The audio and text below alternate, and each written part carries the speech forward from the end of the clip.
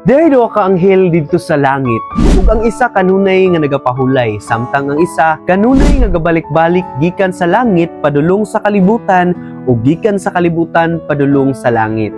Usa ka adlaw gipangutana sa usa ka anghel ang isa ka anghel kung nganong kalingaw siya og balik-balik padulong sa kalibutan. Dayon siya aning giingnan nga tungod kay nagdala siya og mensahe nga ang sulod tabangi ko Lord gikan sa mga nagkalain-laing tawo diri sa kalibutan. Ug dayon po siyang gipangutana sa maong anghel kung nganong siya kanunay lamang nga nagapahulay ug panagsalamang nga moadto sa kalibutan ug mobalik sa langit. Dayon po din niyang gitubag nga tungod kay nagdala po siya og mensahe nga ang sulod, thank you Lord, gikan sa mga pipila ka mga tawo nga naa diri sa kalibutan.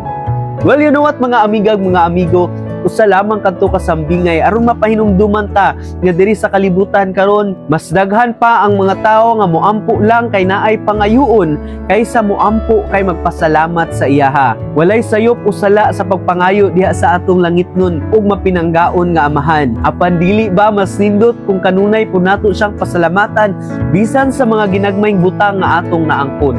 Mga butang nga dili kaya paliton sa kwarta, sama sa kusog, gininhawa, taas na kinabuhi, kabaskog, ug bisan pa man kining atong kahimtang sa kinabuhi. O di gani ang kinabuhi mismo. Kung atong tan-awon ang atong kahimtang sa kalibutan, posibleng daghan tang makit-an nga kakulangon niini subay sa sukdanan ani nga kalibutan. Apan kung atong lantawon na tawo ta diri nga walay dala, busa ang bisan usang atong naangkon, angay natong pasidunggan ug pasalamatan ang atong langitnon nga amahan. Ang atong langitnon nga amahan nga wala na bag-o bisan kanunay ta nga pabag-o-bag-o. Maayong adlaw.